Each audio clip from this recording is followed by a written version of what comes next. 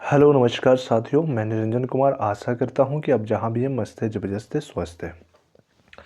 आज आपके बीच एक ऐसा वीडियो बनाने जा रहा हूं जिस वीडियो का विशेष महत्व है और यह वीडियो उन सभी विद्यार्थियों के लिए है जो 2023-24 सत्र में उत्तर प्रदेश माध्यमिक शिक्षा परिषद यानी कि यूपी बोर्ड के कक्षा 10वीं में पढ़ने वाले हैं। उन विद्यार्थियों के लिए वीडियो काफ़ी ही लाभदायक साबित होगा। तो ये विषय है चित्रकला और उसका एक मॉडल पत्र है और यह मॉडल प्रश्न पत्र जो है वो 2023-24 का है और इसके अकॉर्डिंग आपको समझना है कि आखिर जो मॉडल प्रश्न पत्र है चित्रकला का उसमें किस प्रकार के प्रश्न होते हैं और क्या क्या पूछे जाते हैं, तो इसको हम लोग जानकारी हासिल करेंगे। तो देखिए, इसका भी समय सीमा होता है 3 घंटे 15 मिनट, जैसा कि आप इस वीडियो में देख पा रहे हैं कि यहाँ समय दर्शाया गया है 3 घंटे 15 मिनट और इसका पूर्णांक होता है 70। और इसमें एक नोट कह रहा है कि प्रारंभ के 15 मिनट परीक्षार्थियों को प्रश्न पत्र पढ़ने के लिए निर्धारित है, यानी कि 3 घंटा 15 मिनट में से आप अपना 15 मिनट इस प्रश्न पत्र को अच्छे से पढ़ने समझने के लिए प्रयोग करें ताकि आपको प्रश्न हल करते समय किसी प्रकार के व्यवधान उत्पन्न न हो सके। इसमें जो निर्देश की बात करें तो इसमें निर्देश हमारे क्या कह रहा है कि अपना अनुक्रमांक दिए गए ड्राइंग शीट के कवर पेज पर स्पष्ट अंकों एवं शब्दों में लिखिए तथा केंद्र व्यवस्थापक की हस्ताक्षर युक्त मुहर प्रत्येक प्रपत्र पर लगवाकर कक्ष निरीक्षक से सभी पृष्ठों पर स्पष्ट हस्ताक्षर भी कराइए। यानी कि जो आपका अनुक्रमांक है, रोल नंबर है, उसको दिए गए ड्राइंग शीट के कवर पेज पर स्पष्ट अंकों एवं शब्दों में लिखना होगा और जो आपके केंद्र व्यवस्थापक होते हैं, जहां आपकी सेंटर गई होती है, वहां के जो केंद्र व्यवस्थापक होते हैं उनके हस्ताक्षर युक्त मुहर प्रत्येक प्रपत्र पर लगवाकर कक्ष निरीक्षक यानी जो आपके कक्षा में जो ड्यूटी देने वाले अध्यापक होते हैं उनसे सभी पृष्ठों पर स्पष्ट हस्ताक्षर कराना होता है। बात करें इसमें दूसरा, तो प्रश्न पत्र क ख ग 3 खंडों में विभक्त है, तीनों खंडों को हल करना अनिवार्य है। तो इसमें जो खंड क है, इसमें क्या कह रहा है कि इस खंड में आलेखन कला अथवा प्राविधिक कला, ठीक है, इस खंड में आलेखन कला अथवा प्राविधिक कला के प्रत्येक के 20 बहुविकल्पीय प्रश्न है। यानी कि जब आप आलेखन कला या प्राविधिक कला को देखेंगे तो इसमें से आलेखन कला में भी 20 प्रश्न है और प्राविधिक कला में भी 20 प्रश्न है और ये एमसीक्यू आधारित है, यानी कि बहुविकल्पीय प्रश्न है जिनमें से किसी एक के 20 बहुविकल्पीय प्रश्नों के उत्तर देने हैं। यानी कि अगर आप आलेखन कला कर रहे हैं तो प्राविधिक कला ना करें और अगर प्राविधिक कला कर रहे हैं तो आलेखन कला ना करें, ठीक है। तो अलग अलग इन दोनों में से किसी एक पे करना है, यानी कि दोनों को अगर मिला के करेंगे तो आपके लिए समस्या हो जाएगा। तो दोनों में से आलेखन जब करें तो प्राविधिक नहीं करना है, जब प्राविधिक कर रहे हैं तो आलेखन नहीं करना है और ओएमआर शीट पर उससे रिलेटेड जो आंसर होगा उसको टिक लगाना होता है, गोला करना होता है। आपके द्वारा आलेखन कला अथवा प्राविधिक कला में से जिस भाग का चयन किया गया हो उसे ओएमआर शीट पर अवश्य अंकित करें। यानी जो ओएमआर शीट मिलता है उस पर आपको लिखना होता है कि मैं इस बहुविकल्पीय प्रश्न पत्र में आलेखन कला का बहुविकल्पीय प्रश्न को हल कर रहा हूँ, तो उस प्रकार से। तो आइए पहले समझते हैं हम लोग आलेखन कला में जो प्रश्न दिए हुए हैं वो क्या होते हैं। तो देखिए दोस्तों साथियों, इस आलेखन कला में बात करें तो पहला कह रहा है कि निम्नलिखित प्रत्येक बहुविकल्पीय के 4 विकल्पों में से एक सही उत्तर चुनिए। तो यहाँ पे पहला प्रश्न है, मुख्य रंग कितने हैं? मुख्य रंग कितने हैं, जिसमें से ऑप्शन 3, 2, 5 और 7 है। तो बात किया जाए मुख्य रंग की तो मुख्य रंग होते हैं आपके 3, यानी आपके मुख्य रंग होते हैं 3। मुख्य रंग हमारे कितने होते हैं? 3 होते हैं। तो आप बता सकते हैं कि मुख्य रंग हमारे 3 होते हैं, ठीक ना। तो ये हमारे मुख्य रंग 3 हो गए। फिर से देखिए, इसमें शीतल यानी ठंडा रंग कौन सा है? शीतल ठंडा रंग कौन सा है? अच्छा, मुख्य रंग में 3 जो होते हैं वो कौन कौन होते हैं? तो लाल होता है, नीला होता है और पीला होता है, ठीक है। लाल, नीला और पीला, ठीक ना, रेड, ब्लू और येलो। इसमें शीतल ठंडा रंग कौन सा है? तो देखिए, हरा, लाल, नारंगी, पीला, 4 ऑप्शन दिया है। इसमें से शीतल यानी ठंडा रंग जो होता है वो होता है आपका हरा, तो आप हरा पे टिक कर लेंगे, ठीक है। इस प्रकार से आपका अगला प्रश्न है जो कह रहा है कि निम्न में से कौन सा रंग गर्म है। तो इनमें से गर्म रंग को कहा जाता है लाल, यानी लाल रंग जो होते हैं इसे हम गर्म रंग के नाम से जानते हैं। देखिए आगे इसमें क्या है, ओस्टवाल्ड। ओस्टवाल्ड चक्र में कितने रंग होते हैं, ये ओस्टवाल्ड चक्र होता है, इसमें रंगों की संख्या होती है 8। ठीक है। इस प्रकार से निम्नलिखित में से द्वितीयक रंग कौन सा है, द्वितीयक रंग कौन सा है, निम्नलिखित में से द्वितीयक रंग कहा जाता है नारंगी, लाल, पीला और नीला में से तो पीला को द्वितीयक रंग के नाम से जाना जाता है। तटस्थ रंग कौन से है, तटस्थ रंग की बात करें तो हमारा तटस्थ जो रंग होता है वो होता है हमारा, इसमें ऑप्शन में दिया सफ़ेद, काला, नारंगी, पीला, लाल, नीला या हरा पीला। तो इसमें हम लोग बता सकते हैं हरा और पीले को तटस्थ रंग कहा जाता है। ठीक है। तो इस प्रकार से आगे की देखिए, इसमें आगे 7वां जो प्रश्न है वो है प्राथमिक अथवा मुख्य रंग कौन कौन से हैं। तो प्राथमिक अथवा मुख्य रंग, अभी आगे फर्स्ट नंबर प्रश्न हम लोगों ने पढ़ा मुख्य रंग कितने होते हैं, तो उसमें हम लोगों ने पढ़ा कि 3 होते हैं। तो उसमें से कौन कौन होते हैं, तो देखिए यहाँ पे हरा, आसमानी नीला, या लाल, नीला, पीला, या काला, सफ़ेद, भूरा, या नारंगी, धानी, आसमानी। तो इसका ऑप्शन होगा ख, लाल, नीला और पीला। इसमें देखिए कह रहा है कि कौन से रंगों का माध्यम पारदर्शी होता है। ठीक है, कौन से रंगों का जो माध्यम है वो पारदर्शी होता है। तो यहाँ पे देखिए दिया है जल रंग, तैल रंग, एक्रिलिक रंग और पेस्टल। तो इसका आंसर होगा तैल रंग का जो होता है पारदर्शी होता है। फिर सफ़ेद का विरोधी रंग कौन सा है, तो सफ़ेद का विरोधी रंग होता है काला, सफ़ेद का विरोधी रंग काला होता है। लाल रंग में नीला रंग मिलाने पे कौन सा रंग बनेगा, तो बैंगनी रंग बनेगा। देखिए इसमें दिया हुआ है बैंगनी। फिर से इसी प्रकार से पीले रंग में लाल रंग मिलाने पर कौन सा रंग बनेगा, तो इसमें होता है नारंगी। ठीक है। द्वितीयक रंग कितने होते हैं, तो द्वितीयक रंग होते हैं 6।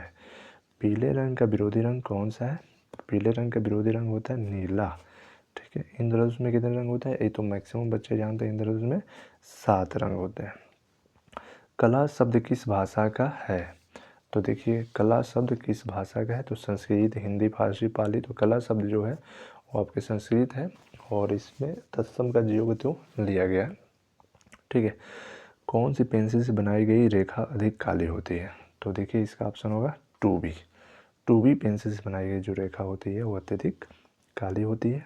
और कौन सी पेंसिल से बनाई गई रेखा हल्की होती है, तो वो होता है 2H। ठीक है। और इस क्रम में आप बता सकते हैं फूल और कली के बाहरी रेखाओं को बनाने के लिए किस नंबर का ब्रश प्रयोग करना चाहिए, तो 2 नंबर का ब्रश प्रयोग करना चाहिए। ठीक है। उसके बाद से जो 18 के बाद से 19 नंबर क्वेश्चन है वो कह रहा है बनावट की दृष्टि से आलेखन कितने प्रकार के होते हैं, तो बनावट की दृष्टि से आलेखन हमारे 3 प्रकार के होते हैं।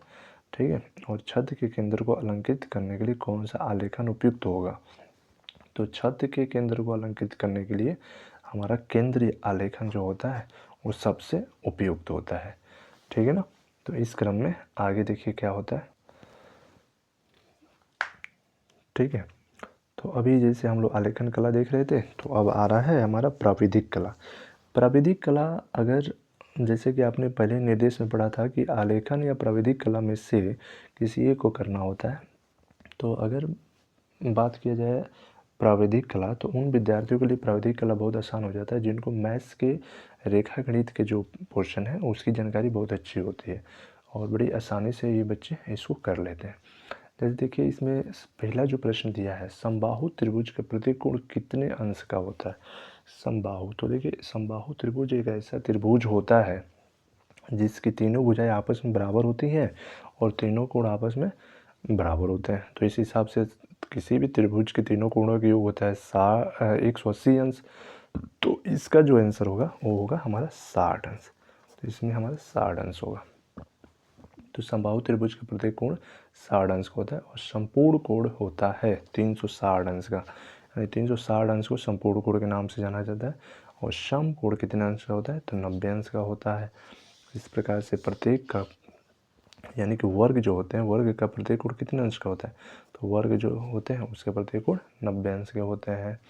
एक वर्ग के आंतरिक कोणों का योग होता है, एक वर्ग के आंतरिक कोणों का योग, तो वर्ग के 4 कोण होते हैं, प्रत्येक कोण 90 अंश का होता है, तो उसको ऐड करेंगे, जोड़ेंगे तो 360 अंश होगा। कौन सी पेंसिल से बनाई गई रेखा अधिक काली होगी, तभी ऊपर हम लोग पढ़े हैं 2b के, ठीक ना। और उसके बाद से वर्ग के चारों भुजाओं की नाप क्या होती है, तो वर्ग के जो चारों भुजा होते हैं वो आपस में बराबर होते हैं, ठीक है। मापनी में पहले बड़े मुख्य भाग लिखा जाता है जीरो। मापनी जो होती है, जैसे आप स्केल देखेंगे तो उसमें सबसे जो पहला मुख्य भाग होता है वो जीरो लिखा जाता है। 1 मीटर में कितने सेंटीमीटर होते हैं, तो 1 मीटर में कितने सेंटीमीटर, तो 100 सेंटीमीटर होते हैं। वृत्त का आकार कौन सा है, तो देखो भैया वृत्त का आकार क्या है, ये क वाला ऑप्शन इसका सही है। इनमें से कौन सा आकार आयताकार है, तो इसमें देखिए आयत के जैसे, ये वर्ग के जैसा है, वृत्त के जैसा है, ये आयत के जैसा है, और घ जो है त्रिभुज के जैसा है, त्रिभुज के जैसा है, ठीक है। उसके बाद से इसमें क्वेश्चन नंबर 12 जो है, इनमें से कौन सा आकार त्रिभुजाकार है, तो देखिए फर्स्ट वाला ऑप्शन जो है ये त्रिभुज के आकार का है। क्वेश्चन नंबर 13 की बात करें तो 13 में रेखा किसे कहते हैं, तो रेखा क्या होता है कि दो बिंदुओं के बीच की दूरी, या सीधी रेखा, या तीन बिंदुओं के बीच की दूरी, या इनमें से कोई, तो कोई भी दो बिंदु आप ले लीजिए और उस दो बिंदुओं के बीच की दूरी जो होती है वो हमारा क्या होती है,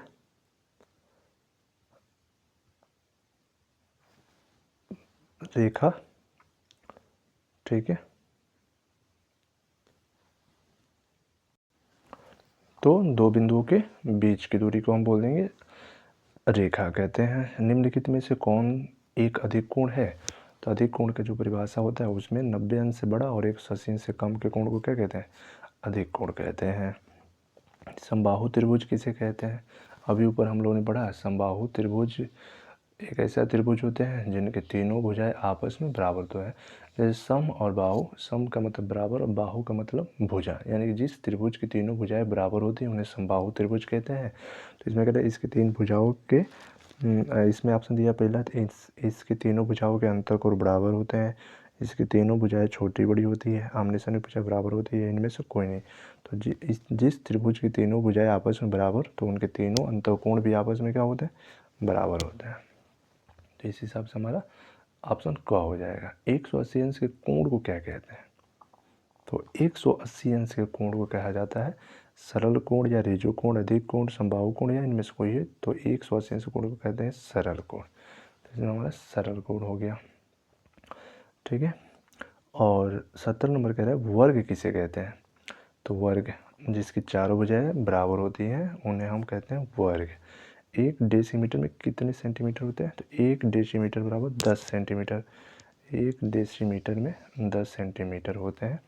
और कह रहा है कि 1 मीटर में कितने डेसीमीटर होते हैं, तो 1 मीटर में आपके होंगे 10 डेसीमीटर, क्योंकि 1 मीटर में 100 सेंटीमीटर, तो 100 सेंटीमीटर को जब हम डेसीमीटर में बदलेंगे तो 10 सेंटीमीटर बराबर 1 डेसीमीटर, तो 10 से भाग देंगे तो 10 डेसीमीटर हो जाएगा। कौन सी पेंसिल, देखिए 20 नंबर जो क्वेश्चन है ये कह रहा है कौन सी पेंसिल से बनी रेखाएं हल्की होती है, कौन सी पेंसिल से बनी रेखाएं हल्की होती है, तो 2H, इसका ऑप्शन 2H हो जाएगा, ठीक है। तो अभी हम लोग देख रहे थे खंड क, तो खंड क में हम लोगों ने देखा कि MCQ होते हैं जो आते हैं आपके 20 नंबर के, उसमें से 20 प्रश्न होते हैं। इसके बाद से खंड ख आता है, तब खंड ग आता है। तो खंड ख जो होता है 30 नंबर का होता है। इसमें प्राकृतिक दृश्य चित्रण अथवा आलेखन कला अथवा प्राविधिक कला में से केवल एक का ही चित्रण करना होता है, इन तीनों में से किसी एक को, ठीक है।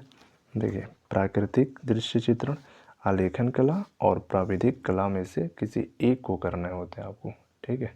तो इसमें देखिए प्राकृतिक दृश्य चित्रण बड़ा आसान होता है, इसको मैक्सिमम बच्चे करते हैं, ठीक है। जैसे दिए गए ड्राइंग शीट पर 22 × 18 सेंटीमीटर के आयत में ग्रामीण सूर्योदय का दृश्य चित्रण कीजिए, खेत की ओर जाते हुए किसान का चित्र तथा आकाश में कुछ पक्षी, गांव की झोपड़ियाँ एवं कुएं के पास घास से चरती एक गाय का चित्र बनाइए।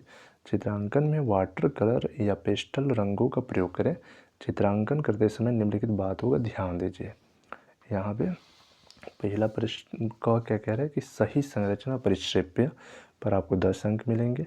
संयोजन अगर आपका सही है तो 5 अंक मिलेंगे। सुसंगत रंगों का चयन एवं प्रयोग करते हैं तो 10 अंक मिलेंगे और आकर्षण एवं सामान्य प्रभाव की वजह से 5 अंक मिल जाएंगे। इस प्रकार से आपको टोटल 30 अंक होते हैं। इस प्रकार से आपके आलेखन दिया रहता है। तो अधिकतम बच्चे इसका प्राकृतिक दृश्य चित्रण करना ज़्यादा पसंद करते हैं। आलेखन आप कर सकते हैं, जैसे आप देख पा रहे हैं इसमें। उस आलेखन के बाद से आपका प्राविधिक कला होता है। तो अगर आपको प्राविधिक कला अच्छा लग रहा है तो प्राविधिक कला कर लीजिए, ठीक ना। तो इस प्रकार से आपके प्राविधिक कला, आलेखन कला और प्राकृतिक दृश्य चित्रण में से कोई एक करने होते हैं, ठीक है। फिर जब आपके ये हो जाते हैं तो आता है नंबर खंड ग की बात आता है। खंड ग जो होते हैं वो आपके 20 अंक के होते हैं। इसमें देखिए स्मृति चित्रण अथवा भारतीय चित्रकला 2 तरह की चीज़ें होती हैं, इनमें से कोई एक करने होते हैं। इस प्रश्न के 2 भाग है, क तथा ख दोनों ही भागों के चित्र बनाना अनिवार्य है। तो जैसे क में क्या है कि निम्नलिखित में से किसी एक का स्मृति चित्रण पेंसिल के माध्यम से बनाइए और चित्र की माप 15 सेंटीमीटर से कम न हो। तो पेंसिल के माध्यम से बनाना है, जैसे पत्तियों सहित आम बना दीजिए या पत्तियों सहित अनार बनाइए या पत्तियों सहित मूली या लौकी। चित्र में से बिंदु पर ध्यान देना है। रेखा षष्ठ हो 4 अंक, यानी रेखा का विशेष ध्यान होना चाहिए आपके। और आकृति की अनुरूपता, इस पे 6 अंक मिलते हैं। आकृति उसके अनुरूप है कि नहीं है, उस पे 6 अंक आपको दे दिए जाते हैं। फिर से जब ख में पहुँचेंगे इसके, तो निम्नलिखित में से किसी एक का स्मृति चित्रण और पेंसिल के माध्यम से बनाइए और चित्र की क्या करिए 15 सेंटीमीटर से कम न हो। जैसे सुराही बना दीजिए या खुला छाता बनाइए। देखिए कितना आसान है सुराही बनाना। खुला छाता भी आसानी से बना सकते हैं। कप प्लेट और आसान बात है। जग बना सकते हैं आप, इसमें भी सेम बात है। लिखिए चित्र में निम्नलिखित बिंदुओं पर ध्यान दें। रेखा से स्थौ होना चाहिए और आकृति का अनुरूपता पे 6 अंक। अगर आपको ये चीज़ें नहीं आती है तो आप भारतीय चित्रकला को बना सकते हैं, जिसमें भारतीय चित्रकला की प्रमुख विशेषताओं को वर्णन संक्षेप में कीजिए या अजंता की गुफाओं के विषय में संक्षेप में लिखिए या भारतीय चित्रकला में रंगों का प्रयोग एवं महत्व बताइए। तो इनमें से मतलब 10-10 अंक का ही है, जिसमें क नंबर पे 3 प्रश्न है, इसमें से किसी एक को करना है। और इसके साथ अब इसके साथ इसमें ख नंबर जो है वो कह रहा है कि निम्नलिखित प्रश्नों में 4 विकल्प दिए गए हैं, सही विकल्प चुन करके हल करना है। तो ख में आपके जैसे अलग अलग प्रश्न दिए हैं, जैसे इंद्रधनुष में कितने रंग होते हैं, निम्नलिखित में द्वितीय रंग कौन सा है, तटस्थ रंग कितने होते हैं, या अजंता की गुफाएं किस राज्य में स्थित हैं, मुगल काल के प्रसिद्ध चित्रकार थे। तो इस प्रकार से इन प्रश्नों को आपको करने होते हैं। तो मैक्सिमम बच्चे इसको न करके उसमें इसका जो क भाग था उसको करना ज़्यादा बेहतर समझते हैं, तो इस प्रकार से वो करना चाहते हैं, ठीक है। तो आशा करते हैं कि आपको ये सारी वीडियो समझ में आया होगा। आप अपना कमेंट जरूर शेयर दें ताकि आगे का वीडियो और इससे बेहतर बनाया जाए। धन्यवाद।